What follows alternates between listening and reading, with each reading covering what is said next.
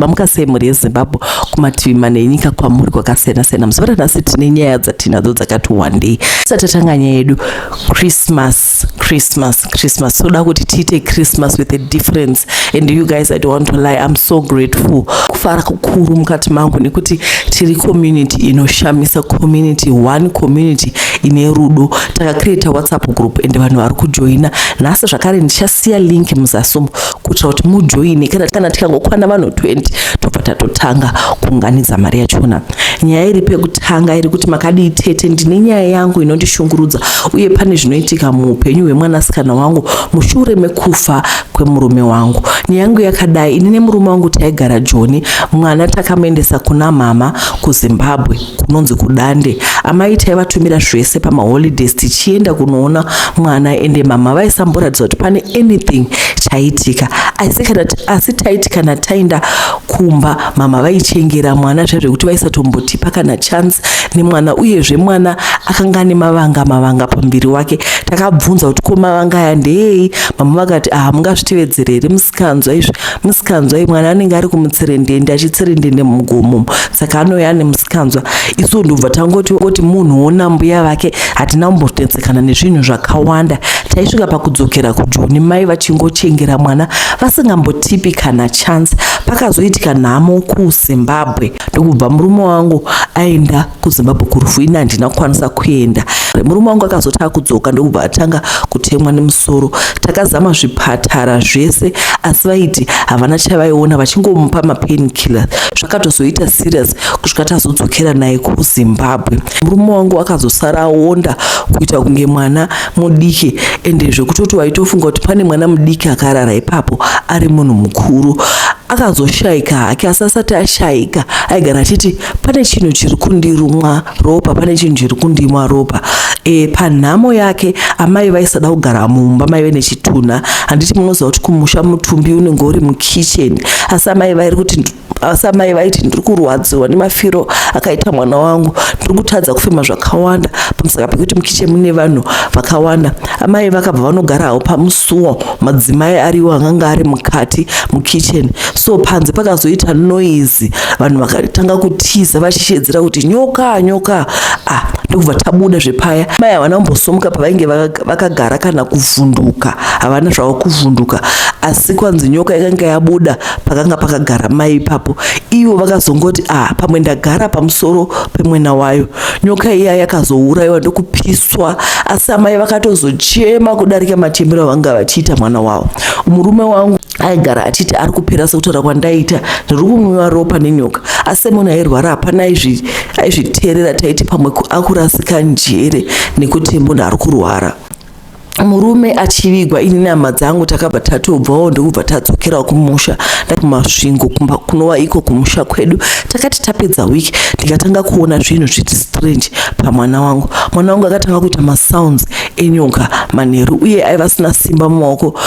Maoko ake anenge achidedera, uyezve anozviruma kubva kuma8 kusvika kuma4 am. Anoswera akarara uye anenge ari right masikati, asi kana nguva mausiku zvobva zvatanga. Pandakazobvunza mwana kuti waimbozviita here, akabva ati kubva kare ndichigara nambuya ndinongodaro, asi kana kwaedza mbuya vaindityisa nyama isina salt, uyezve iri mbishi vachiti ndiko kuti zvipere. Akabva ati zvakare kuchikoro aenda ka1 kana ka2 sezvo masikati iriyo nguva yaanorara. Mwoyo wangu uri kurwadza tete, even mavanga tainzi ndiye musikanzwa, mavanga ekuzviruma kwaanoita. Tete ndaedza kufamba nemwana ende vamwene vangu haufoka vabata nyange kumaprofita ane mbiri sei. Unoti wasvika unotoudzwa nhoroondo dzisinei newe. Tete ndatambura, mwana haachatoendi kuchikoro nekuti anenge akaneta masikati, uye upe dzacho anorara semunhu akafa. Ndibatsireiwo, verengaiwo nyaya yangu ndiwane help. Ndiri kumasvingo kunonzi kwaGurajena.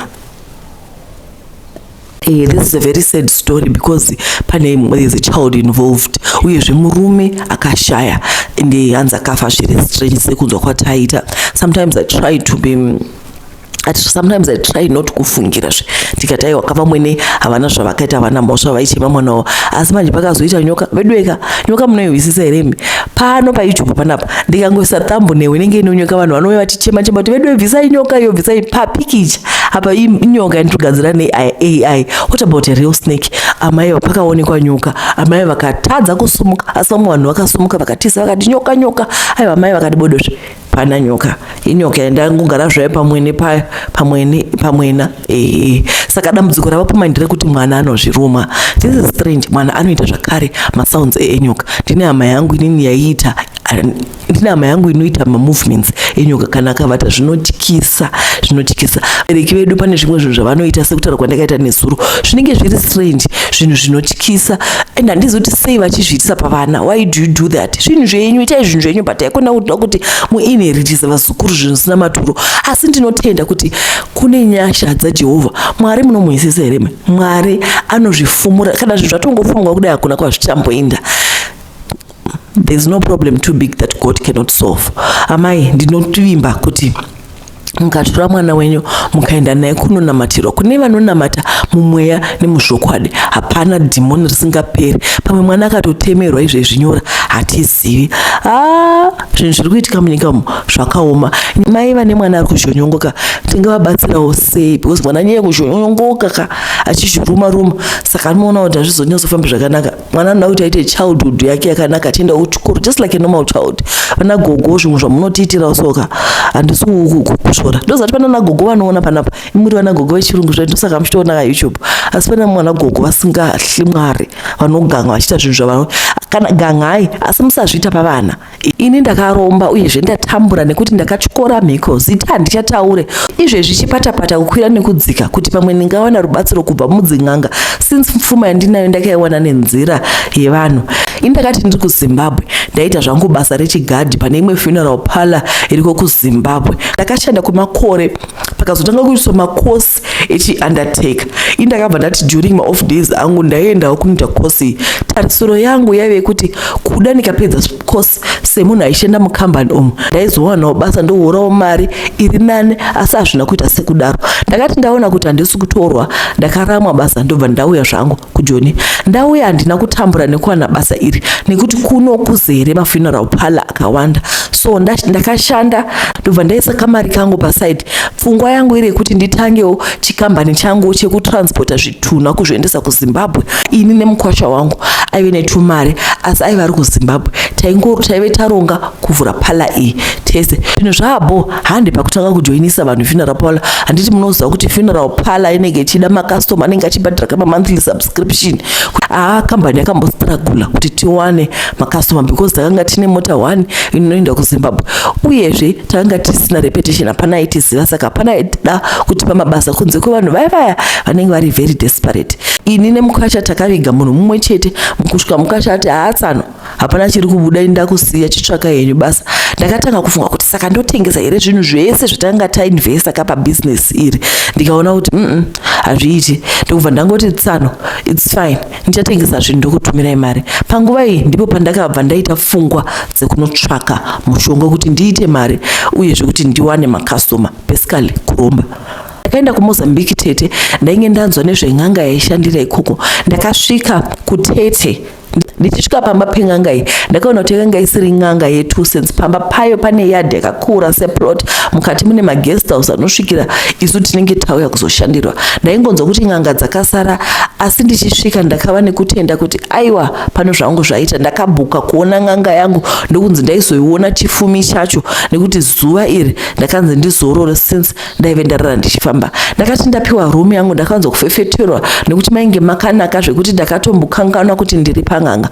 Makuseni ndakamuka ndokuenda kumatare, ndichipinda sekuru vai vakamonerwa nenyoka muhuro ichita kunge chuma. Vakatanga kutaura neni, hapana chandakavaudza nezvangu, vakatanga kutsetsenura vega kwandabva nezvandaive ndavinga. Asi vakazoti une mukadzi here? Ndokubva ndati hongu ndinayo. Vakabva vati dana zita rake, nekuti mhiko yekutanga ndinoda kukupa kuti uite mari iri pamukadzi wako. Shuwa ndakadana zita remukadzi wangu pamberi pedu paive neglass. Tete ndakaona mukadzi wangu achiuya pamira asina kusimira, asi ainge akangopfeka pendi chete. Sekuru vakaisa tsvimbo yavo pamira, vakaisa muchiuno wemukadzi wangu paive nependi rake. Pendi riya raiva rakapfekwa nemukadzi wangu ndakariona richirava patsvimbo yasekuru iya, zvakandirovesa nehana. Ndakava nekutya. Sekuru vakabva vanditambidza pendi riya riri patsvimbo, ndipo pavakanditi enda unopfeka pendi iri nditange kurigadzira.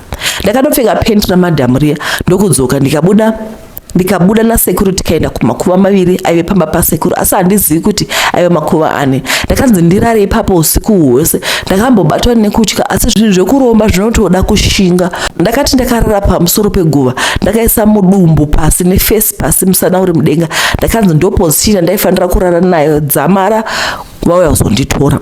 Pave pakati peusiku guva raita kunge riri kuvhurika richivharika zvekuti ndaiona kunge parinovhurika muviri wangu unenge uchipatsana. Ndakatanga kuona zvituna hobo uye nevanhu vandinoziva kuti vakafa ndichitanga kuvaona so vachiuya kwandiri paguva iri. Kwakazoedza hako mamba kwedza sekuru vakauya kuzondora, asi ndainge ndaona usiku uyu imari zvayo.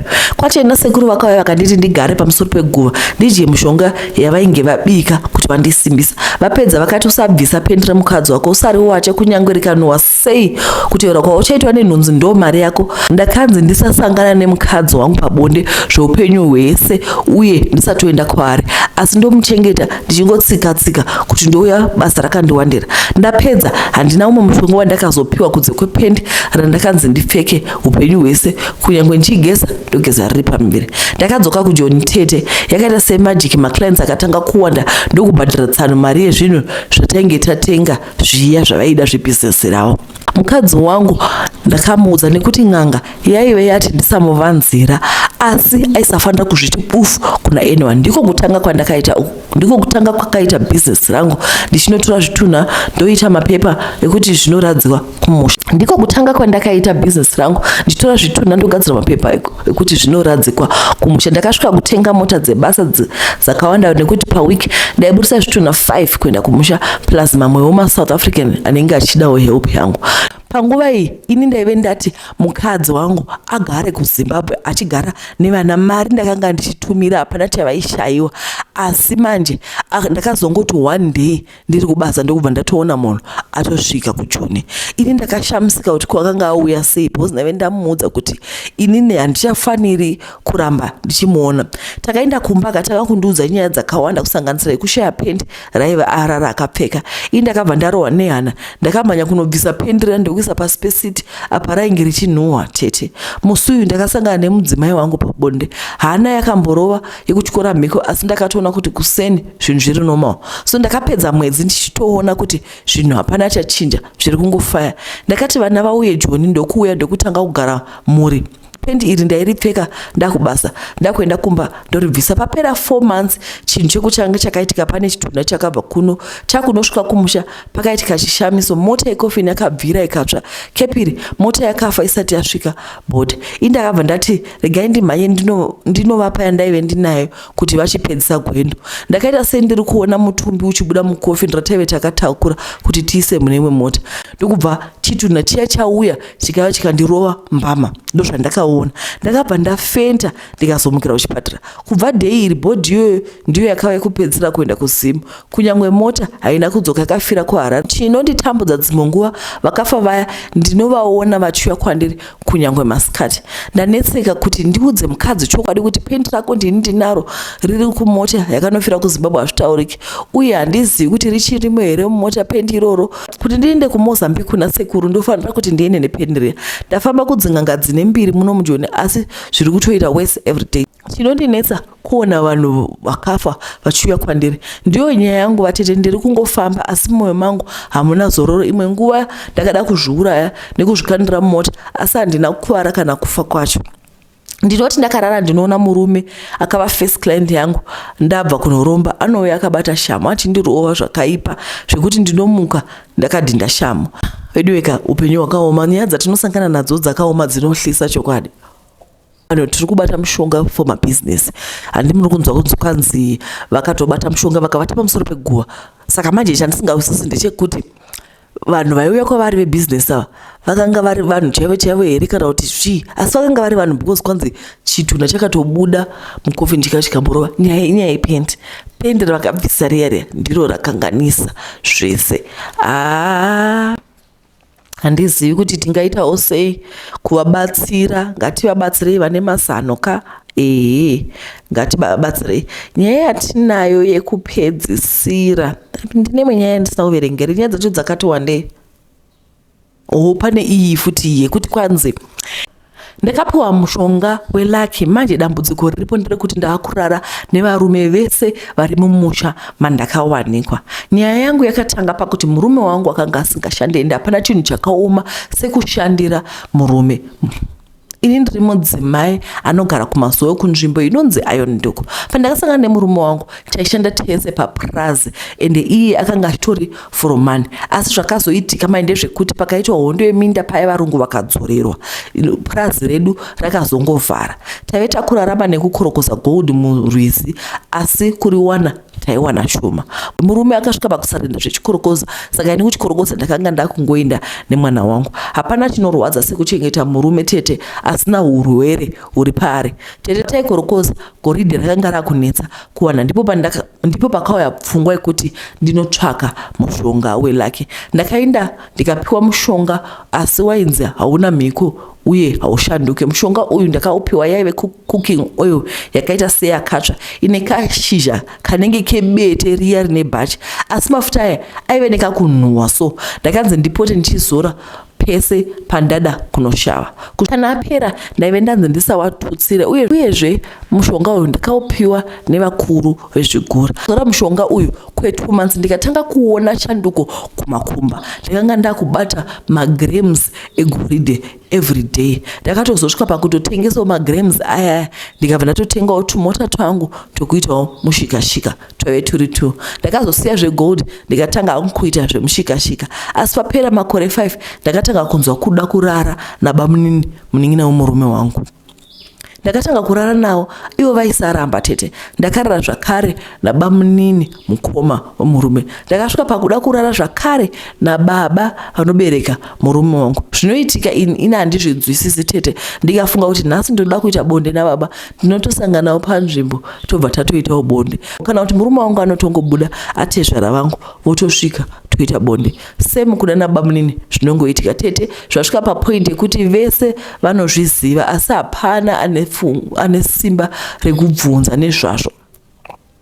Tete handina kuziva kuti mushonga uyu ndozvauchaita. Indine nguva yandinonzwa kuti ndaneta nekuti zviri kuitika. Baba vanogona kuuyawo same day woletawo, bamunini kuru wauyawo, bamunini wauyawo, asi manheru rangu ndinorara nemurume wangu. Muviri wangu waneta, ndichisina chandichagona kuita nekuti handina nguva yekuzorora. Chasara tete varume ava vachabayana nebapanga pamusoro nekuda kwangu.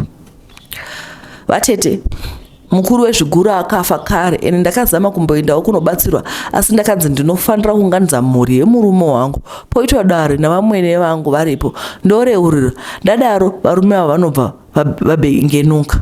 Asi tete inimba yangu ndoida. Once ndaita izvo zvokupupura, ndiko kupera kwemba yangu. Pamberi paamwene wangu here munofunga kuti amwene wangu angabvuma mashura akadaro? Ko murume wangu anonditora here ini ndaimushandisa iye nababa wake nemasiblings ake? Ini hangu ndanga ndichida kuti ndibatsirwe chinyarari here. Zvinhu zvachona zvinotoshamisa. Mushonga wakanga uri weLucky, vakabva vazora mushonga weLucky uyu ndokubva vanokanda gaba racho mubuletoilet. Ndobva vaita mari kaigoridhe paya. Asi manje pakuzorara kane masiblings apa, zvinhu zvacho zvinotoshamisa, zvinokahlamadza. Hanzi ukabata mushonga unenge wadovhura chironda, ukabata mushonga ukaenda kun'angai, woenda kun'angai. Mushonga chino inoda kutoramba uchingoenda kun'anga. Wotsvaka iye akakupa iya, you can't undo what they did. Jaji aiwa ndisi kujaja, ndiri kungotaura kuti zvinhu zvakaoma. Saka dambudziko riripo nderekuti tovabatsirawo sei. She needs help kuti zvibve zvinezvi. Because kwai varume vakatoita kuputigwa. Varume vakaputigwa ndosaka muchiona kuti baba vanopindawo, bakuru vanopindawo, vanhu vasanozana kuti vari kupinda, asi hapana anogona kutaura nekuti vakaputigwa nemushonga. Pane zvavasiri kutiudza kuti mushonga wekurombera kana kuti pane zvimwe zvavakapuwa, asi maybe mushonga iwowo ndiwo uri kuita kuti uviza. Munoiza unenge uchiviza, so yaboviza mamadhodha, yaboviza abantu. Kusho kuti ibiza ke. Hayi ke asiqhubekeni. There is our last story. Pane imwe nyaya zvakare yekutengwa napasta. Nhasi nyaya dzacho muchagara zvinamati ekerega ndidomo mamvura. Imi manditi muri kuverenga nyaya idzi. Number 1, number 2, number 3, number 4. Kana makomenta mabva mati uyu wekubata natezvara ngaite so, uyu wemwana ngaite so, uyo mapala ngaite so. Hanzi ndakatengwa napasta kuti ndibude dhimoni respiritual husband. Mumachechi umo muri kuitika zvikukutu, vafundisi vari kubata mushonga, because munoziva here kuti mumachechi asiri anoita mashura vanhu vanotosvika votonamata Mwari otopindura munamato, but unfortunately isusu we want to see the physical part of it, where munhu achikava munhu achiita sei kuti kunzi pastor vane power. Saka power here manje ndo riri kudwa nevafundisi. Hatipindei munyaya iyi. Makadiva tete, ndiri mudzimai ane makore 34 ekuberekwa. Tete ini ndainge ndiri mukadzi airarama nekutengesa muviri wake, asi ndaienda zvangu kubhawa. Zvandakaita ndaigara kuma-avenues, ndaiti kwasviba ndaimira parodi, ndakapfeka coat mukati ndisina hembe. Ndaiti kana mota yakupfuura ndomira ndovhura coat, kana akafarirawo zvaanenge aona aimira. Ndaitombosha, asi dzimwe nguvawo ndaitombosha maclients, asi maclients andaiwana imbinga, nekuti mbinga dzaitoziva kuti vakapfuura nguva dzekumanheru kuma7 kune vakadzi vakashama zvavo. So tete ndomaitora ndaita mari, even though sometimes taipinda pama1 nembinga idzi, because dzimwe nguva masikana vanotogwa, vonorariswa nembwa, ne lot of things that would happen to them. Asi ndo yakanga iri source of income yedu, saka taingoindira mberi zvedu. Tete ini ndakazoti one day ndakamira pakamira imwe Range Rover yaive netindi, pakabuda murume wechidiki airadza kuti ndibodyguard. Akauya kwandiri akati uri kudiwa mumota umu. Ndichisvika ndakashamisika ndichiona prophet vandinoziva uyezve vane mbiri. Prophet vakanditi pinda mumota, takaenda paprivate lodge iri muEastleigh. Prophet vakasara vakagara mumota ini nagadhi, ndobva tabuda. Ndakapinda muroom nagadhi, gadhi akabuda neback door ndokunodana prophet. Zvekuti kupinda kwaprofeti murumu hapana akavaona. Takaita zvatainge tafambira, tapedza prophet vakandipa $300 USD. Ndobva vati ndinoda kuti usiye zvauri kuita ndikupe basa kuchechi kwangu. Vakandibvunza kuti unogona acting here, ndikati vakati ndoda kuti uye mangwana kuoffice kwangu, then ndokudza zvekuita. Tabuda murumu zvakasiyana, ende hapana akationa palodge apa nekuti pane back door. Mushure mechinguva prophet vakazoteverawo, ndobva vabuda, hapana akationa zvinhu zvatakaita muchivande. Ndakabva ndatoziva kuti prophet ndo mugariro wavo vaitouya palodge apa, because vaiziva logistics dzepalodge. Next day ndakaenda kuoffice ndokunoona, vakati ndinoda kuti kana ndapinda muchechi Sunday ubude dhimoni uchiti une spiritual husband. Vakati maasha unotovarova ende ndinovabhadhara izvozvo. Vakati ndinoda kuti uite zvinhu izvi pakamera 20 minutes uchitaura pamberi pakamera uchiti uyu aroorwe, ndakamupiwa ari mudike. Then unozoti ndikauya padhuze newe paunenge uchirova maasha paya, unobva wapfugama, wobva wataura zita rangu, wapedza wobva wati prophet matuma naMwari regai ndiende zvangu, dhimoni rachobva raenda. Then ndichakubvunza woti ndakatanga chiuri ndiri grade 7 mushure mekunge ndatemerwa nyora nhambo yavangu. Zvauchaita ndichakupa $300 USD, but hauchaende kurodhi kunotsvaka varume, uchange wakuuya kuzoswera church uchiita tumabasa. Then after 2 weeks ndinoda kuti upe testimony yekuti kubva zvandakanamatirwa naprofeti handichaendi kunostripa uye ndakutosema varume. Sunday iyoyo ndakapefoma zvekuti maasha ndakavarova ende vaive vasingafike. After fake deliverance yangu vanhu vakabva vasida.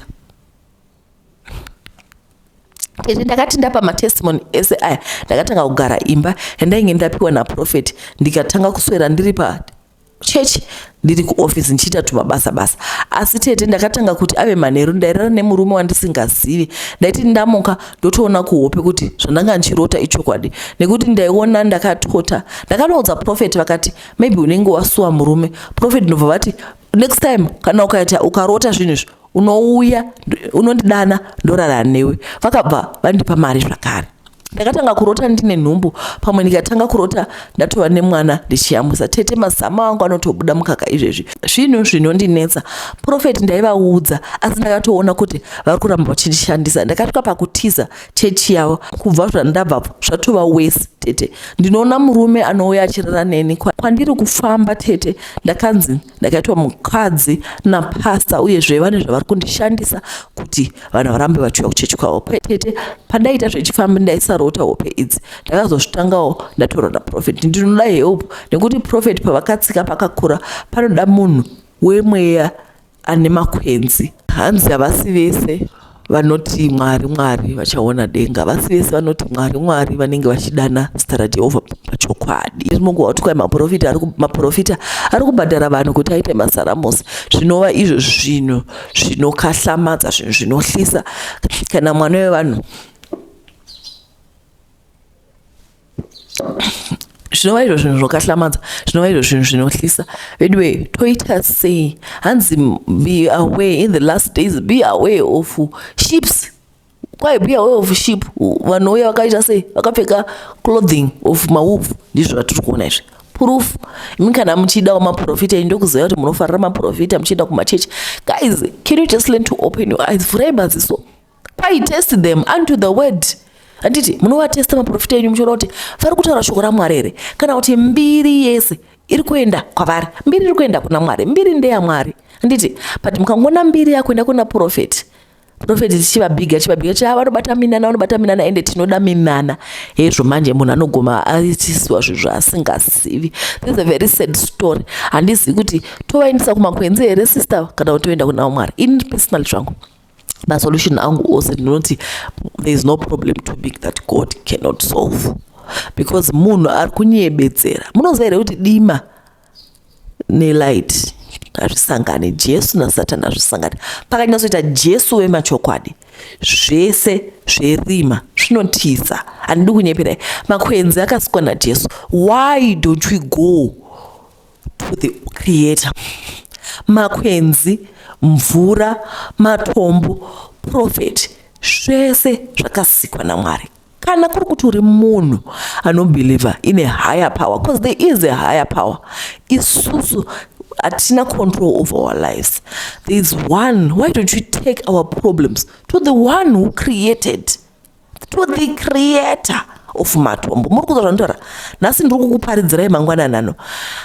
Why don't we take our problems and our burdens kumusiki wemakwenzi, kumusika anoziva kuti dombo kuti ndirigadzire ndakarisa chi?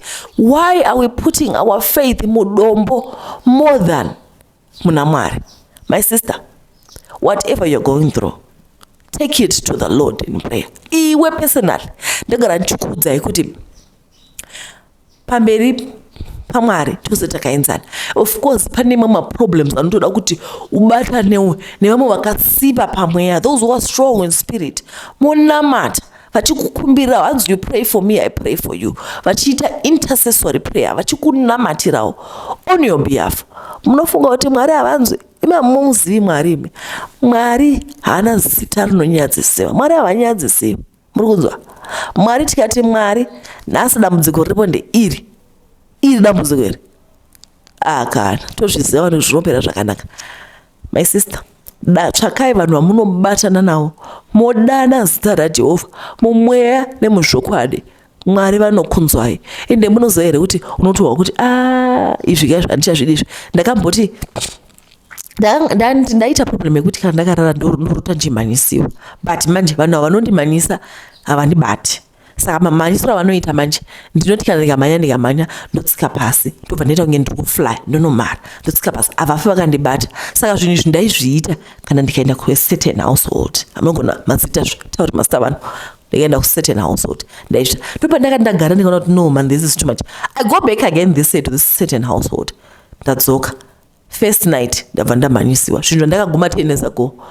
Ndakamuka ndikati Mwari, ini zvokumanyisiwa izvi handizvidini. I don't want anything to do. Handizvidi. I don't want it. Handizvidi. Handitozvidi zvachose. Ubva musiwo handina kuzombomanyisiwa. Saka zvekuti unorota munhu achikuita zvese izvi, unongoudza Mwari kuti izvi handichazvidini. Handichazvidi. And God will come through for us. Guys, it's been more than 40 minutes of me talking. 40 minutes ndichitaura ndawa nokumwa mvura yasvika ikapera. Yapera kupera kuti do. Vedweka. Todzoka nyaya dzacho dziripo dzakati wandeka. Munatumira ndakataura kuti pane email address. Imi hamusi kumbotumira one. Pane vari kutumira, pane umwe wasiri kutumira. Aiwa guys, tumirai kani nyaya dzenyu dzinonakidza kani. Muve nezuva rakanaka, vari kumabasa mushande zvakanaka. Todzoka zvakare mangwana. Tatenda.